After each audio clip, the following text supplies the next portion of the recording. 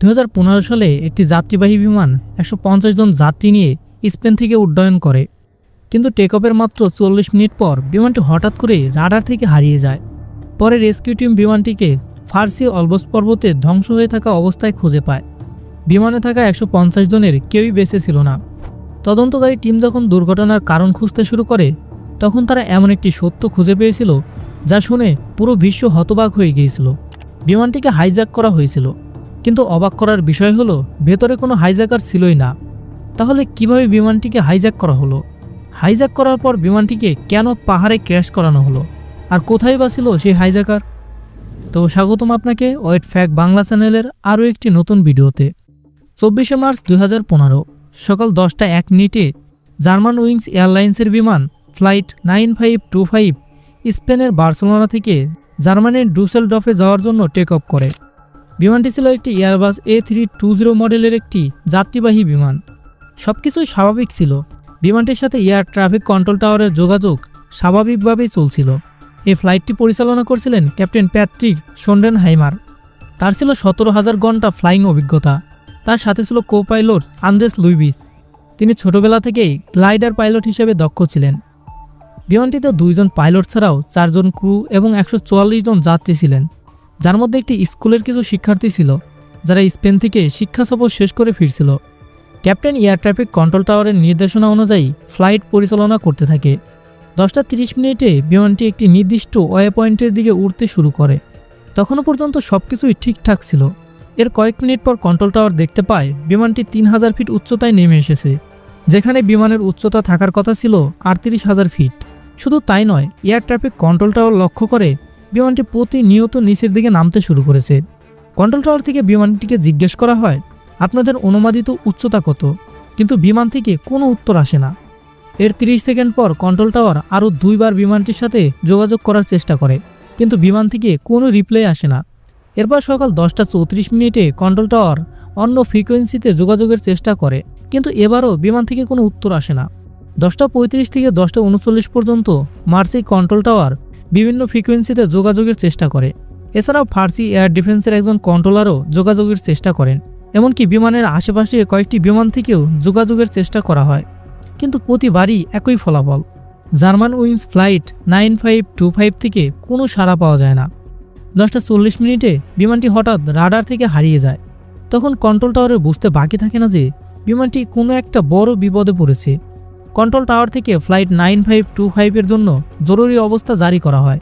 এর ঠিক 1 মিনিট পর 10:41 ফ্লাইট 9525 বিমানটি 150 জন যাত্রী নিয়ে ফার্সে আলপস পর্বতের ঢালে ক্র্যাশ করে।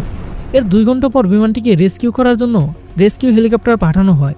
রেস্কিউ টিম বিমানটির অবস্থা দেখে অবাক হয়ে যায়। বিমানটি পুরোপুরি ধ্বংস হয়ে গিয়েছিল, আর 150 জন যাত্রীর মধ্যে কেউই বেঁচে ছিল না। এই ঘটনার তদন্তের জন্য একটি ইনভেস্টিগেশন টিম তৈরি করা হয়।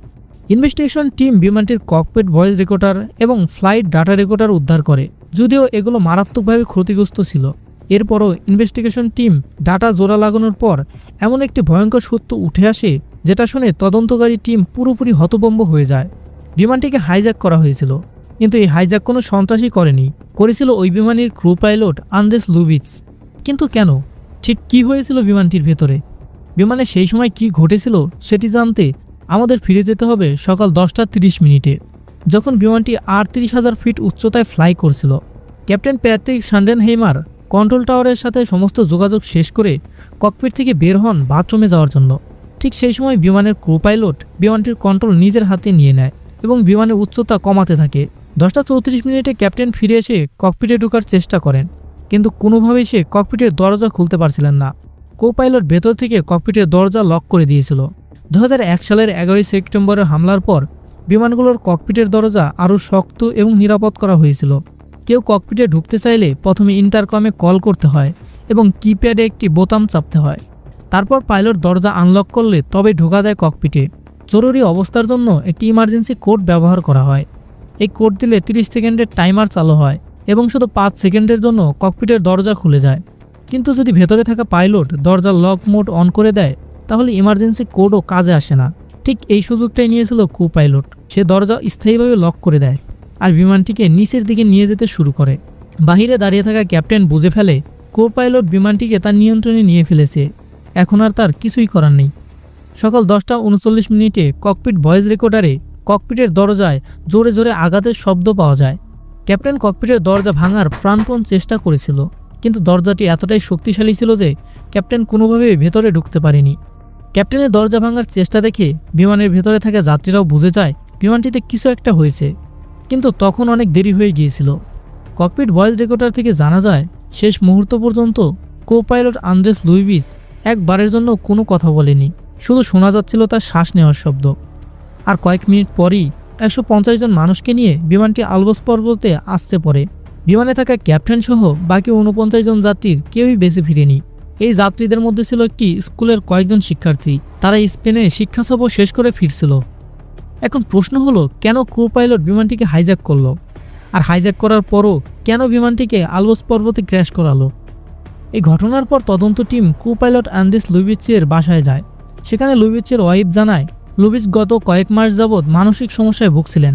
মাঝে মাঝে সে মেন্টালি বিহেভ করত, কখনো কখনো ঘরের আসবাবপত্র ভাঙচুর করত। এরপর তাকে একটি হসপিটালে ভর্তি করা হয় এবং কয়েকদিন পর সে সুস্থ হয়ে নিজের কাজে ফিরে যায়। বিশেষজ্ঞদের ধারণা ক্রু পাইলটের মানসিক সমস্যার কারণেই এই ভয়ঙ্কর ঘটনার জন্ম হয়েছিল, আর ঝরে গিয়েছিল 150টি নিরীহ প্রাণ। যদি এই ঘটনাটি আপনাকে অবাক করে থাকে তাহলে ভিডিওতে একটি লাইক করে দিন, আর এমন বাস্তব কিন্তু রহস্যময় ঘটনা জানতে আমাদের চ্যানেলটিকে সাবস্ক্রাইব করে রাখুন। ভিডিওটি কেমন লাগলো কমেন্ট করে জানাতে ভুলবেন না। দেখা হবে অন্য আরও একটি নতুন ভিডিওতে। আল্লাহ হাফেজ।